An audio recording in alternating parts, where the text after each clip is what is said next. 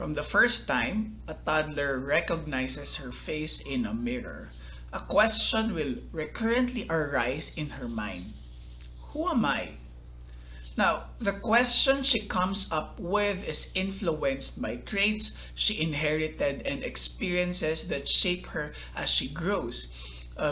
Equally important is the age at which she asks the question. Each stage of a child's growth enables different types of thoughts, emotions, behaviors, and levels of understanding. In this video series, you'll find out the basic roadmap every child follows to maturity, a journey that is the subject of what we regard to as developmental psychology. My name is Dex Camitan, a PhD student and a lecturer at the University of the Philippines, a psychology professor at the Manila Titana Colleges, and a big psychology nerd. In the coming weeks, I will, well, like it or not, guide you through the story of your life, the story of developmental psychology. I am going out on a limb here and assume that if you have enrolled yourself in this subject, you probably have an interest in kids. Or maybe you are curious about children because you are expecting, or you have a brand new or you have a brand new child or grandchild. Perhaps you are a teacher or someone who aspires to be one, a parent, a counselor, or other types of childcare provider. Maybe you're looking for ideas about how to manage or discipline kids, or you want to know about a certain type of disability or disorder. It's also possible that you want to know what types of treatment are available for various kinds of childhood problems. In this video, we will define what developmental psychology is. We will also talk about how it developed as a specific field in psychology. Lastly, we will we will look into classical ideas about how humans developed. We can think some fancy footwork by two professors of philosophy in the in the 1870s for the birth of psychology as an academic field.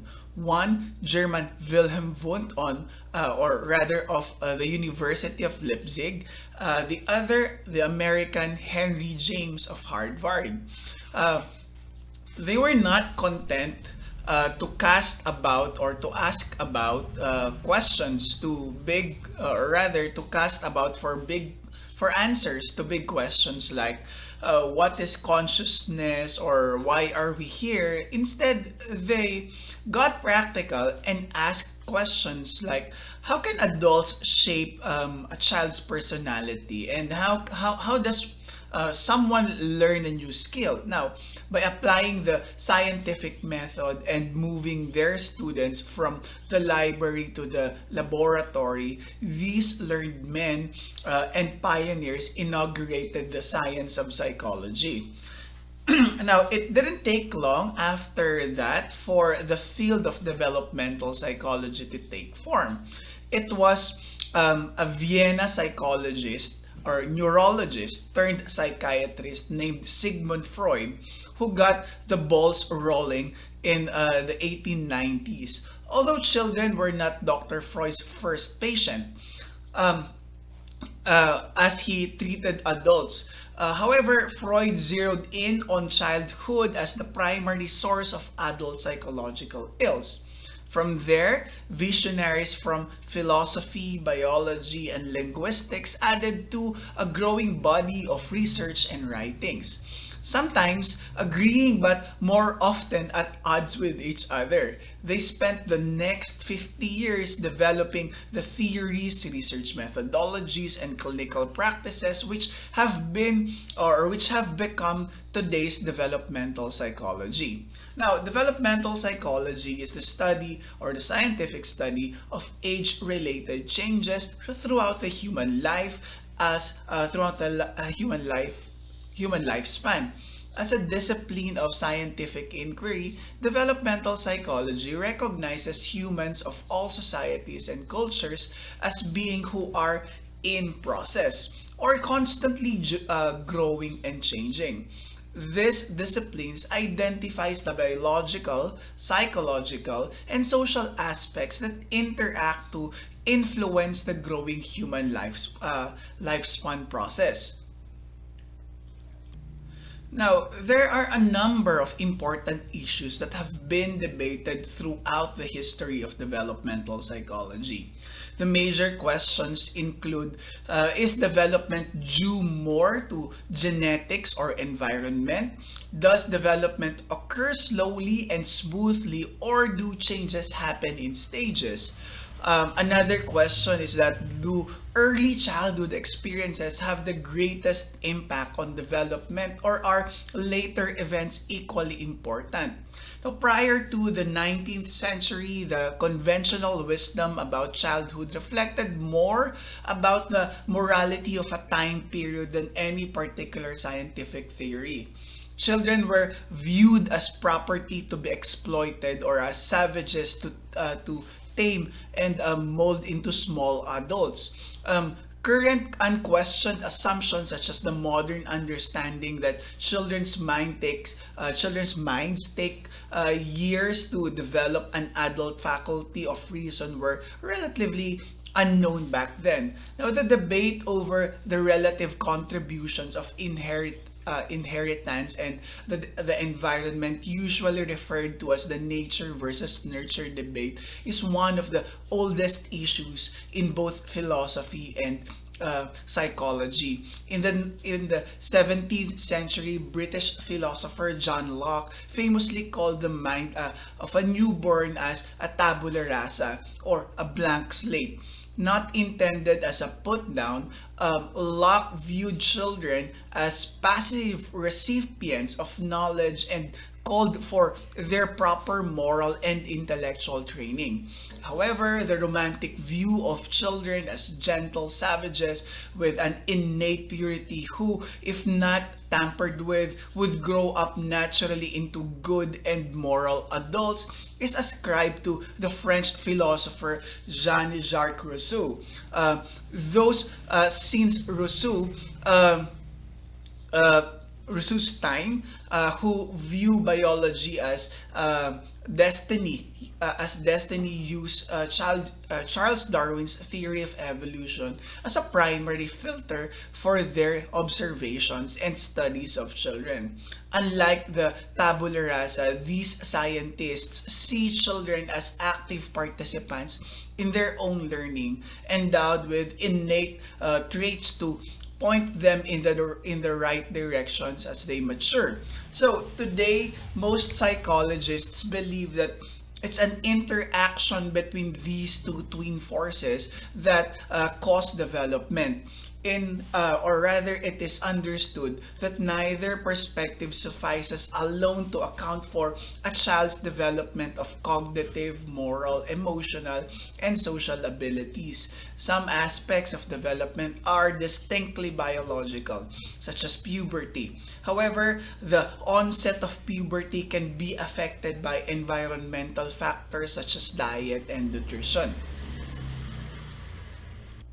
A second important consideration in developmental psychology involves the relative importance of early experiences versus those that occur later in life. Are we more affected by events that occur in early childhood, or do later events play an equally important role? Psychoanalytic theorists tend to focus on events that occur in early childhood. According to Sigmund Freud, much of a child's personality is completely established by the age of 5. If this is indeed the case, those who have experienced deprived or abusive childhoods might never adjust or develop normally. In contrast to this view, one of Freud's followers, Eriksson, expressed that later experiences carry more weight than early ones. Recently, researchers have found that the influence of childhood events does not necessarily have a dominating effect over behaviors throughout life. However, there is evidence that childhood adversity may correlate to greater levels of stress in childhood. Many people with less than perfect childhoods go on to develop normally into well-adjusted adults. So, a third major issue in developmental psychology is that of continuity. Does change occur smoothly over time or through a series of predetermined steps? So, psychoanalytic theories are those influenced by the works of Sigmund Freud, who believed in the importance of the unconscious mind and childhood experiences. Sigmund Freud came to his theory of personality as a medical doctor treating hysterical females for a wide range of nervous conditions using a novel therapy process called psychoanalysis. Freud looked back at the first years of his patients' lives for clues to their later personality dysfunction. From this work, he determined that there were three components of personality. Id, the part of the person that is present at birth and which exists solely to satisfy inborn biological instincts, largely sexual and aggressive in nature. And then there is ego, the conscious and unconscious mind, which works to find reasonable, realistic, and socially acceptable ways to satisfy the urges of the id.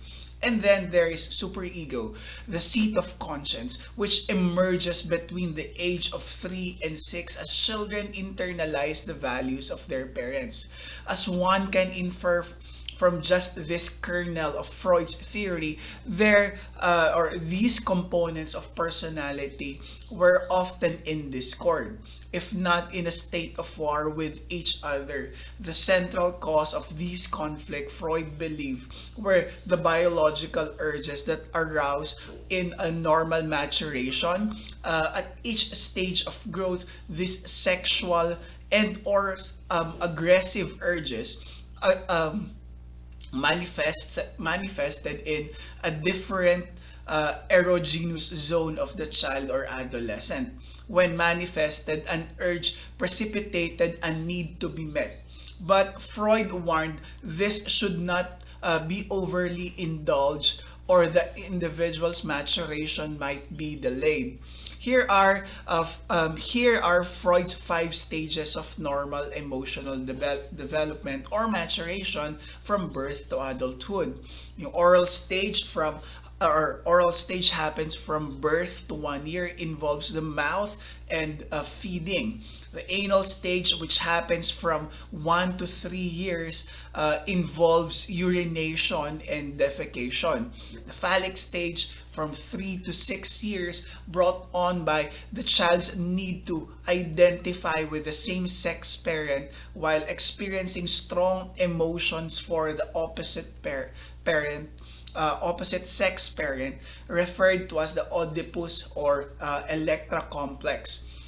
However, at about 6 to 12 years, the child will enter what is called as the latency stage, when early sexual conflicts are repressed and attention turns to schoolwork. From 12 years to adulthood, the genital stage happens where there is a reawakening of early sexual urges. Now, inadequate resolution of one of these stages explained a later personality problem for the adult. Freud said that someone with a food or smoking fixation may have been severely punished for thumb sucking in his first year. During the oral stage, In this process of growing up, this girl may have repressed her feelings about the conflict she experienced as an infant, but it would still be unconsciously driving the behaviors troubling her as a grown woman. Although many aspects of Freud's work have been rethought and revised since his time, his contributions to psychology are considered fundamental. Beyond his revolutionary ideas, Freud trained a generation of practitioners in psychological theory and practice. His daughter Anna Freud established child psychoanalysis as the foundation of child psychotherapy with her books on ego and the mechanisms of defense. Now, one of Freud's theoretical heirs, Eriksson, placed less emphasis on children as passive slaves of their psychosexual urges. Instead, he saw them as active explorers interacting with their environment and cultural influences. Eriksson was in accord with Freud on the basic psychodynamic tenets of personality and the unconscious, and he was the first to apply these to his study of children. As with any Freudian worth his salt, Eriksson believed that in their earliest years, children develop patterns that regulate or at least influence actions and interactions for the rest of their lives. In his seminal work, Childhood and Society, Eriksson elaborated on how children develop the foundation of mental health in distinct stages. But he didn't stop with childhood. Eriksson identified 8 distinct stages of maturation from birth throughout the end of a person's life. From this work, Eriksson coined the term identity crisis to refer to the conflict and resolution that occurs in each stage of life. Like Freud, Eriksson emphasized the benefits of successfully resolving the conflict presented in one stage as preparation for the next one. In each of his stages, Eriksson identified the central conflicts a person confronts as a struggle between two opposites. He also pointed to the strength that came from successful navigation for successfully navigating each of these crises. Here we can see Eriksson's psychosocial stages of development. From the age of 0 to 1, this stage is called the stage of trust versus mistrust. During this stage, babies figure out to trust the others will take care of their basic needs. When care is poor, they discover how to mistrust. And the strength that is developed in this stage is the strength of hope. Between the ages of 2 to 3, the stage of autonomy versus shame happens. Toddlers discover skills during this time such as independent toileting, walking, dressing, communicating, and feeding. Success during this stage leads to feelings of competence. Failure leads to self-doubt. The successful resolution of this stage produces the strength of self-control and willpower. Between the ages of 4 to 5, the stage of initiative versus guilt happens, where preschoolers continue to catch on to new skills. They may also have some conflict with others and can experience guilt when they do not meet the expectations of their caregivers. The successful resolution of this stage produces the strength of purpose or the power of purpose. The next stage, which happens between 6 to 12 years, is that of industry versus inferiority. During the elementary years, children develop more feelings of competence as they negotiate how to get along with others and master school-related tasks. If they do not meet demands adequately, they are likely to feel inferior. The successful resolution of this stage leads to the development of competence. Now, the adolescent years are part of the stage that is called as identity versus role confusion. Adolescence is the time to develop sexual identity and self-concept and begin to explore occupations. Teens who fail to find their way often become confused about who they are, and the successful resolution of this conflict leads to fidelity and devotion. Um, the young adult years are involved with the resolution of the issue between intimacy versus isolation. Older teens and young adults begin to form partnerships or find themselves lonely and isolated. The successful resolution of this stage leads to love and commitment. Now, the middle ages or middle adulthood, that is involved with the stage of generativity versus stagnation. During the adult years, having activities such as raising children or having a vocation leads to contentment and a sense of having made a contribution. Those who do not have these sorts of activities stagnate. Lastly, in old age, the stage of integrity versus despair happens. And as life comes to an end, some look back at meaningful lives, others look back at or look at look at look at back with regret. Now, Eriksson believed that people evolve over time. Stages were not discrete but overlapping. His theories have enjoyed popularity for their optimism and belief that humans can age gracefully. Now, in contrast to the psychodynamic theorists focus on the unconscious motivation that propel a child's maturation, the learning perspective, especially the behavioral school of thought within it, can be summarized as what you see is what you get. To the original behaviorists, there was nothing invisible about child behavior. There were only overt observations and well-learned association between action and reward or punishment. These associations, the theorists insist, and not a child's innate abilities form the real building blocks of development. Pioneering behaviorist John B. Watson wanted to prove that he could mold an infant's action and feelings at will. In a 1920 experiment, he placed a gentle white rat next to a 9-month-old boy and watched as the boy happily played with the rat. 2 months later, Watson reintroduced the same boy to the rat, but added a loud bang whenever the boy reached for the furry creature. Eventually, he associated the bang with rats and developed an intense fear for them. This proved that children easily learn fears. Note that such an experiment would be deemed unethical by today's standards.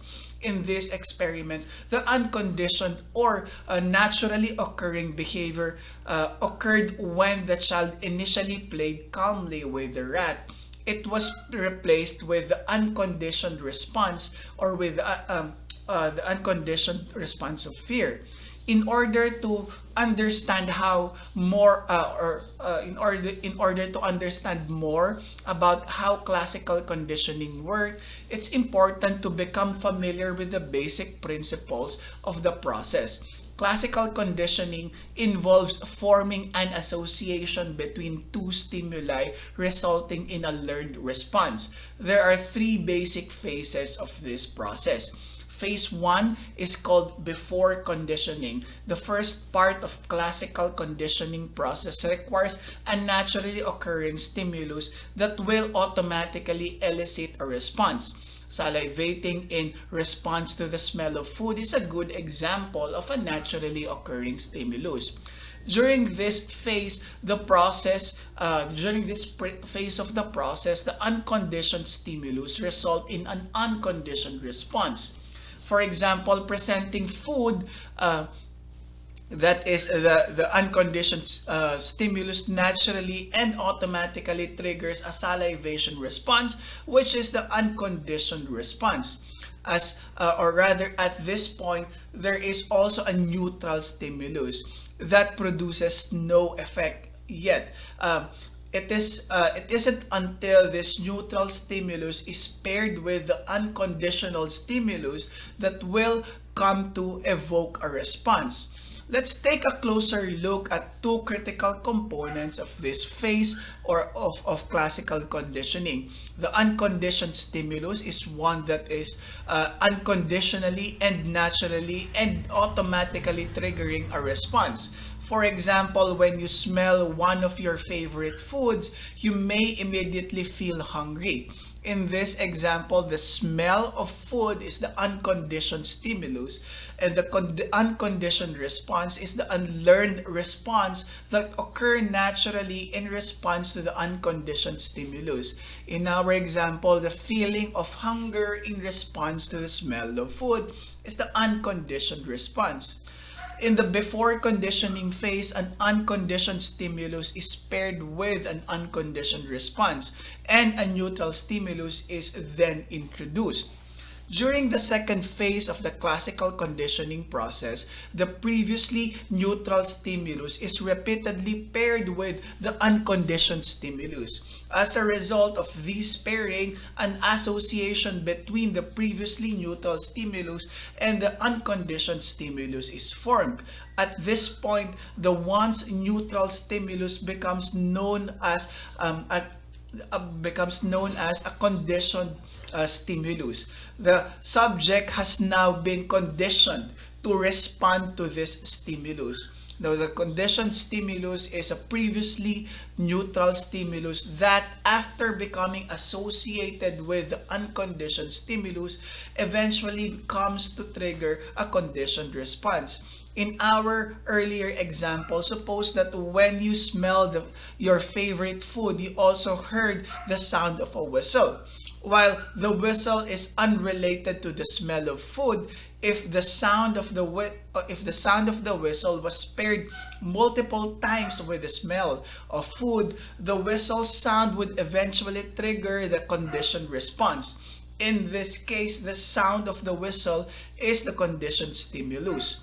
Now, the during conditioning phase involves pairing a neutral stimulus with an unconditioned stimulus. Eventually, the neutral stimulus becomes the conditioned stimulus.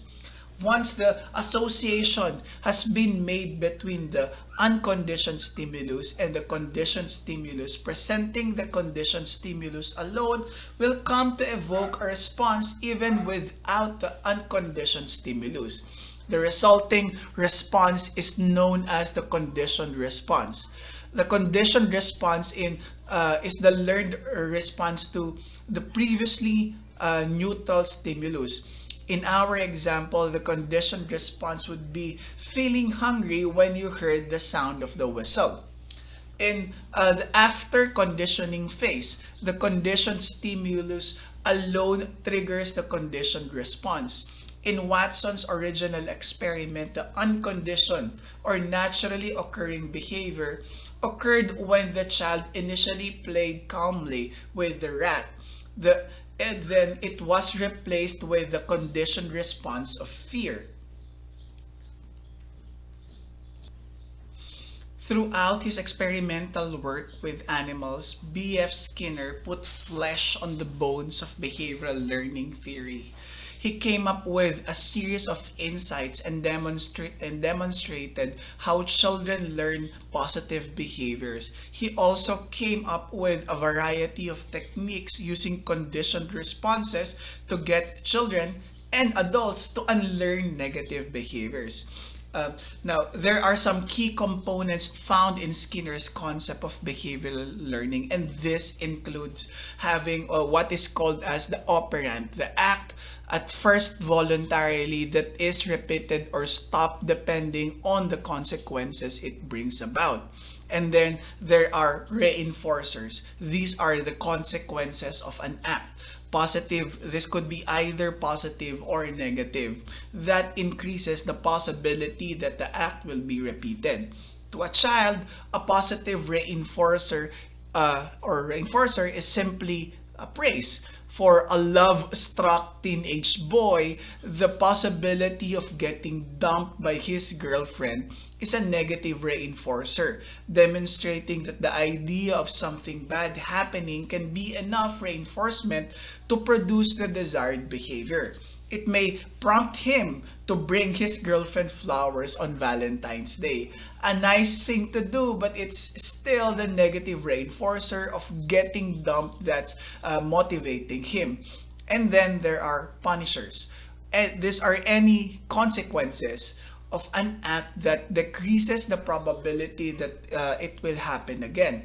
Getting grounded for staying out after curfew is a punisher. Ignoring, isolating, or taking away privileges are all common punishers used by parents and teachers with children and adolescents. And then there is operant learning, which is a form of learning where voluntary acts or operands become either more or less likely to occur depending on the consequences they produce. Now remember that all punishers are not equal. Behaviorists found that ignoring the attention-seeking, misbehaving child can be a much more effective means to extinguish his unwanted behaviors than raising your voice or otherwise punishing the child. With this operant learning theory, Skinner made the claim that there are no innate aggressive or cooperative instincts or stages in children's lives. Rather, behavior is shaped by a child's experience to be aggressive or cooperative towards others. The best way for a child to learn a big task, Skinner showed, was to break down this into smaller steps and reinforce each of those steps with a reward. Now, an important thing to note is that in laboratory tests, behaviorists demonstrated that children are more likely to learn and repeat a new desired behavior if they receive occasional, intermittent, authentic praises. It works better than a constant stream of "that's brilliant" or "you're so smart" or "you're so smart" every time a child does the right thing. Now, the major contribution of Skinner's operant learning research was its practical blueprint for behavior modification. This approach has been widely adopted by parents, teachers, therapists, and others as a tool for managing and training children and even adults. Using behavioral modification, a problem classroom behavior such as speaking out of turn can be addressed by a teacher using a simple two-way process. Now, step one is when the teacher or adult identifies the reinforcers that sustain the student's negative behavior and eliminates them. A reinforcer for speaking out of turn would be allowing the student to ask his questions even though he did not raise his hand and was not called on. Now, the second stage is that the teacher models and reinforces the desired behaviors by allowing the student to speak only when he raises his hand and is given permission to speak.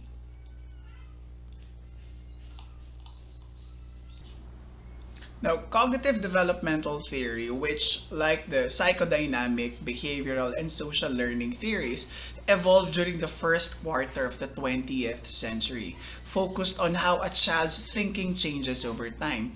The man whose name becomes synonymous with this with this perspective was Swiss zoologist and philosopher turned child developmental theorist Jean Piaget.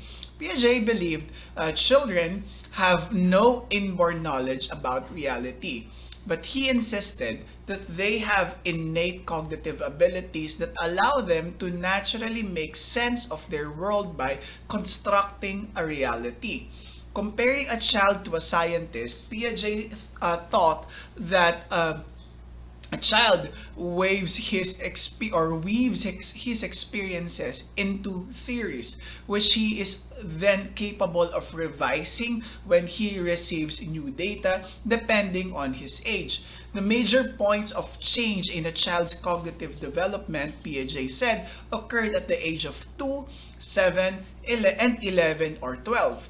Piaget brought an evolutionary scientist's perspective to his work with children. He combined knowledge of animal behaviors with meticulous observation of his own 3 children to refine his theoretical work. Here in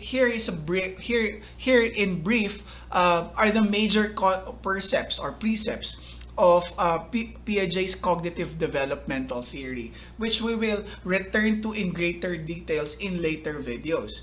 So you have what is called schemes or schema, and these are Piaget's notion of a scheme is, or rather Piaget's notion of scheme is an organized pattern of thought or action, also called a cognitive structure that a child constructs to make sense of an experience. For example, newborn babies have a built-in template for recognizing human faces.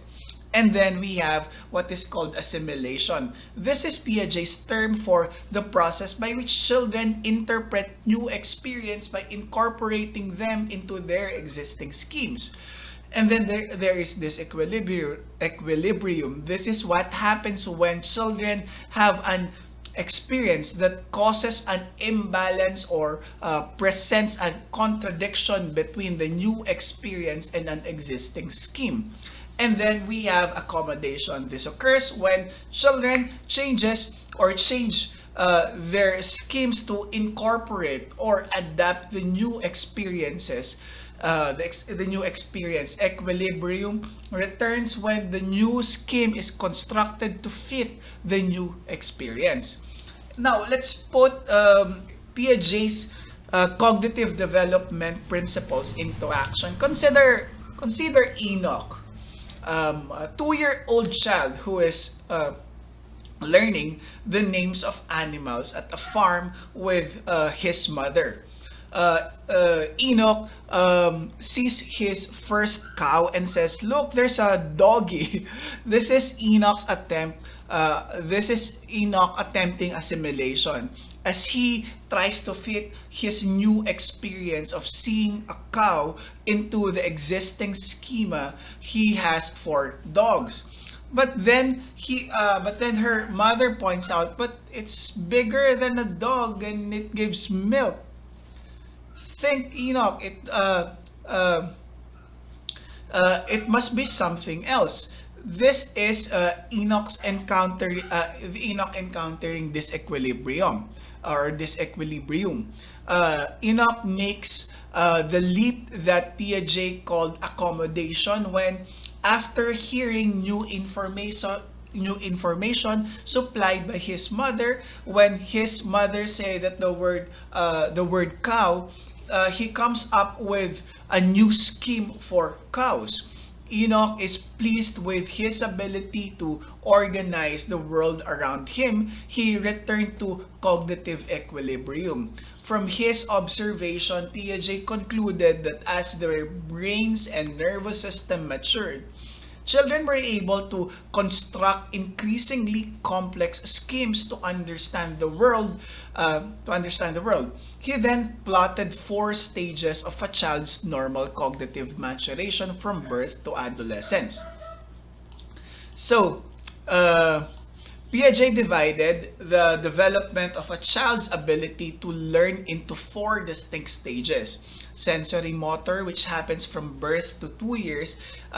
In this stage, babies only know what they see touch, smell, taste, and hear. Using their senses, they learn through their physical interaction with the environment around them. They are not yet capable of representational or symbolic thought. This is the ability to recognize that things or a word or an image can represent or stand for other things. For example, when a baby drops a rattle to the floor, it no longer exists because he cannot see it. Nor can he conjure a symbolic image of this thing he no longer sees, because that would require representational thought. And then around 2 to 7 years old, the pre-operational stage happens. And in this stage of pre-operational thought, a child regularly sees mental representations or symbols in play and language. This is the heyday of a child's fantasy or pretend play. Children of this age also possesses a basic logic based only on their personal experience, a reasoning capability that Piaget called as intuitive. It's sometimes easier to understand the cognitive capabilities of children in the period of pre-operational thought by looking at why they don't yet understand. For example, children in this age group don't yet perceive that other people might think or see things differently than they do. This is what Piaget referred to as egocentrism. Pre-operational stage children often give inanimate objects life and feelings, a concept called animism. They are also prone to artificialism, the tendency to believe that superhuman agents can move mountains, cause a hurricane, or make the sun rise or fall. It's no wonder why superheroes appeal so strongly to preschoolers. Piaget observed that the pre-operational logic of a child at this age lacks what he called conservation. This means they don't understand how something or someone can be the same when it or that person looks differently.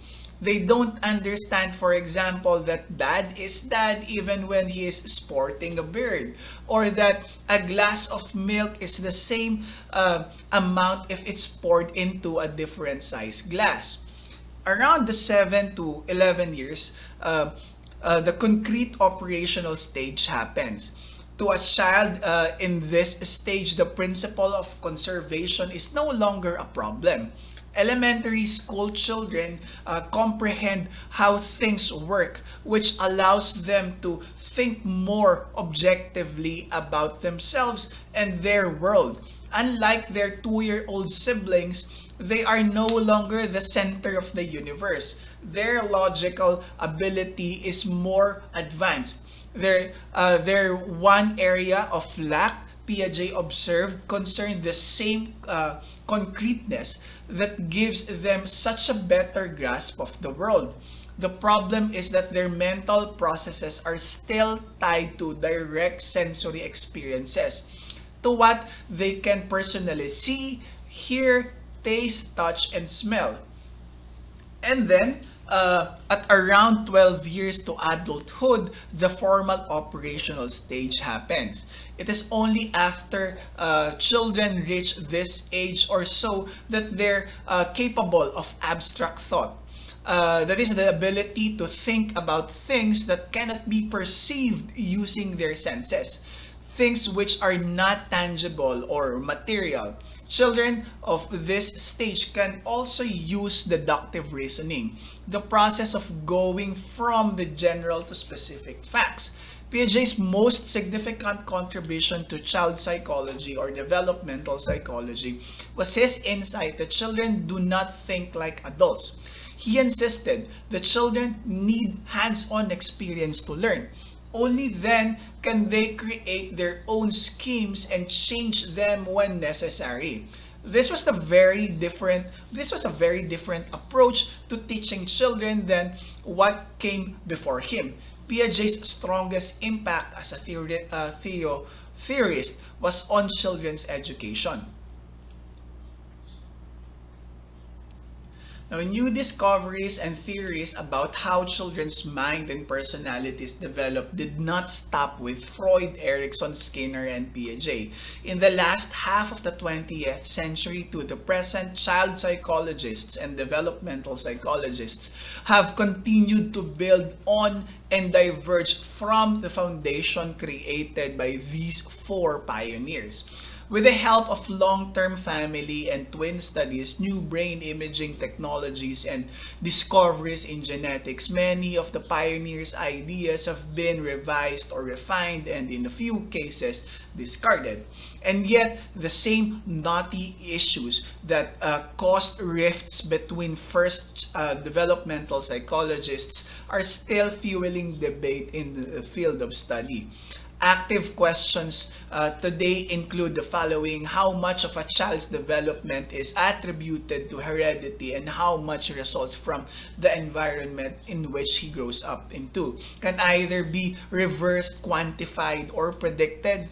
Another question is that how active or passive is the child in his own development?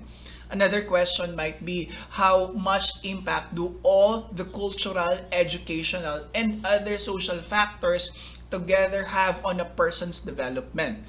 Do child psychologists or developmental psychologists sufficiently take into account the whole child concept?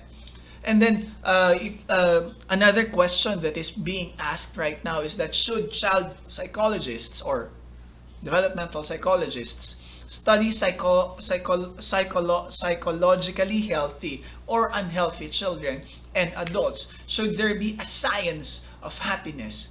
Now, new technologies that allow researchers to peer into a living brain and decode the human gene have fertilized the work of those attempting to answer these and other questions about children. Snapshots of these new researches, along with novel theories and implications, will be discussed in the coming weeks. Now, if I pray that your key takeaways from this lesson is that the field of developmental psychology emerged from inquiries into the origins of adult personality or personality problem in childhood.